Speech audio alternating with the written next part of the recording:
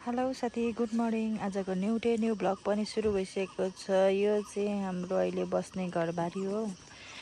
यहाँनिर पनि छ है, यो सबै यस्तो लगाएको छ। यस्तो बिचमा घर के गर्नु, भैँसीको घर, गोठ, हाम्रो भैँसीश्री। अहिले त वस्तु पनि थोरै मात्रै छ। दुईमा भैँसी छ, गोरु, हाम्रो विशेष डन।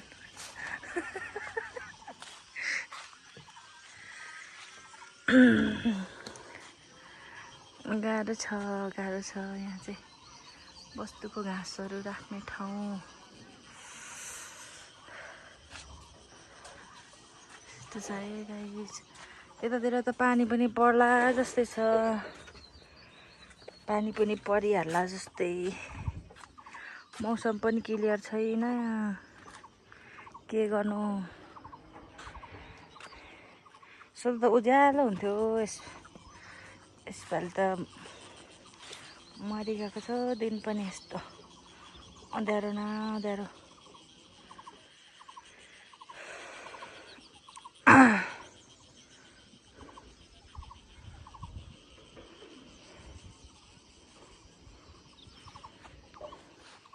कान्छ जाउँ त,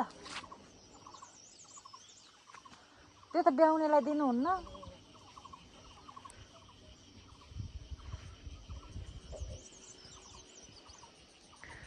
सबै अँध्यारो छ, अँध्यारो।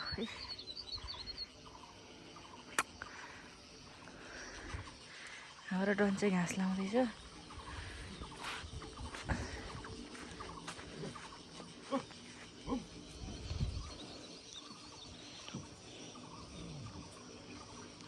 हान्छ है, मलाई चाहिँ लास्टै डर लाग्छ।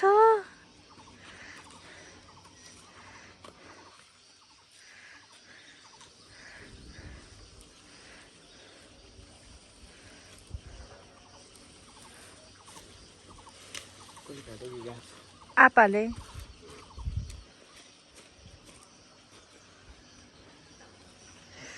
लाएर आउनु ल, म माथि गएँ घरमाथि।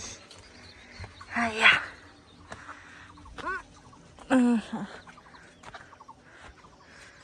यसपालि चाहिँ सबै मेमोरीको लागि सबै भनेर आउनु पर्यो भनेर नि। अब एकैचोटि अलैँची गोड्दा र टिप्दा मात्रै आउँछु म। तर आज कस्तो मौसमै सफा छैन।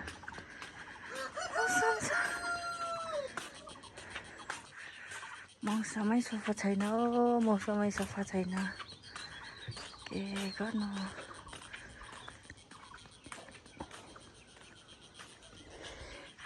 हरामौरी चाहिँ टन्नै छ है।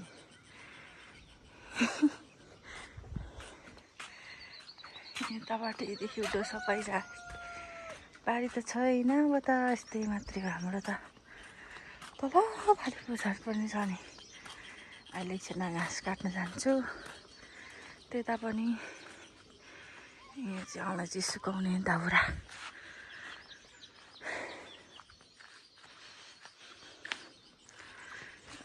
अब इस्कुस फलाउनुहुन्छ यहाँनिर।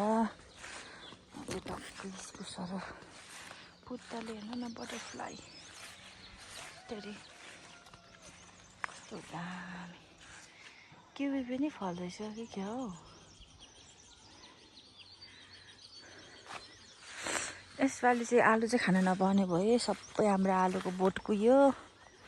यो त बर्खे आलु हो। यस्तो छ। फलेको चाहिँ छ कि छैन हेर्नुपर्छ ल। यसमा फलेको चाहिँ छ कि छैन एउटा हेरौँ न। टाइमै भएको छैन यो फल्ने। यस्तो रहेछ। फल्न त फलेको छ क्या अरे। बे टोक्ने कमिलो रहेछ।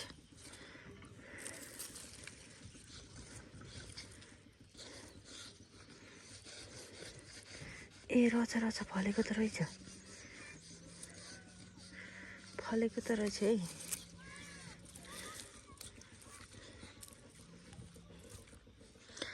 फलेको यतिको फलेको भए भइगयो भोटे मरे पनि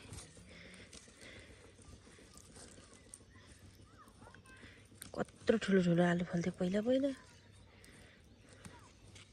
यस्तो मल आलु त छ के अरे बोट मरे पनि रचा रचा आलु त रचा फलेको रहेछ यतिको भए भइगयो नि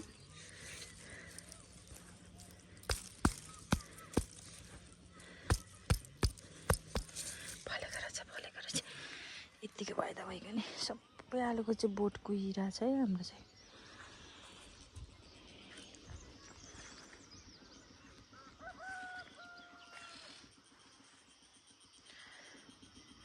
सबै देखाउन त सक्दैन ड्रोनबाट भएको भए चाहिँ दामी आउँथ्यो भिडियो लिएकै छैन अब तल घाँस काट्न जान्छु अनि त्यतातिर तल देखाउँछु ल तपाईँहरूलाई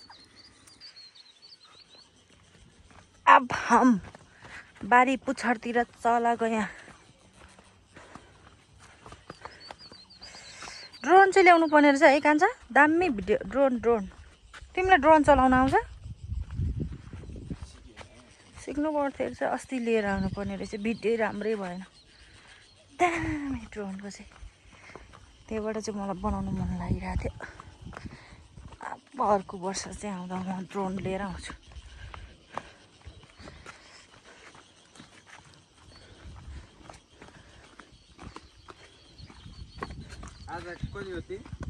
आज त 6 गते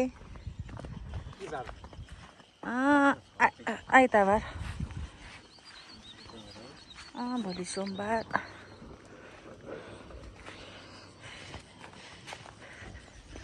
गयो जिन्दगी आफूहरूको रिजल्ट कति गते आउने हो थाहै छैन है आइया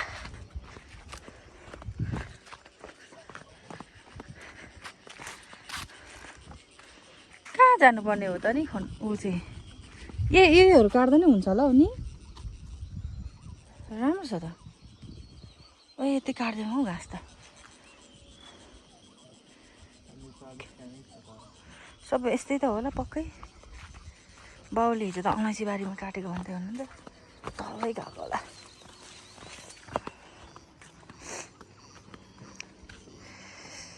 खुसी भएर झर्दैछ एकछिन अब चढ्नु डर लाग्छ मलाई त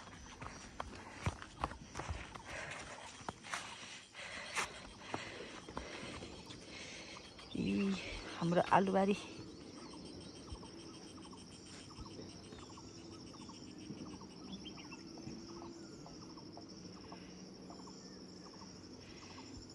पुछारको 2 गरेर राम्रो भएछ सबै मरेछ बोट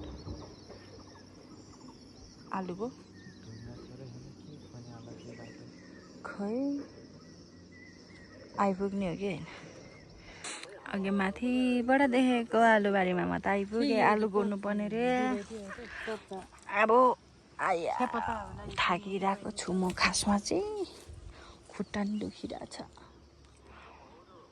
अघि माथिबाट जुम गरेर देखेको आलुबारी आइपुगेँ आलुबारी झार पलाएर आलु त यसपालि त खै सबै आलु बिग्रेछ माथि माथि माथि माथि गोड त माथि कति माथि यत्रो तल आइपुगेको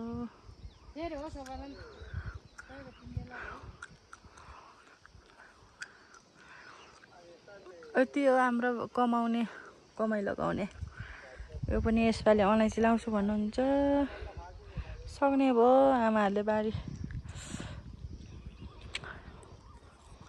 सबै अलैँची लाएर 3-4 गरा थियो मकै भएको मकै हुँदैन भन्दै अलैँची लाउँछु भन्नुहुन्छ ल साथीहरू आज चाहिँ यति नै फेरि अर्को भ्लगमा भेटौँ ल बाई बाई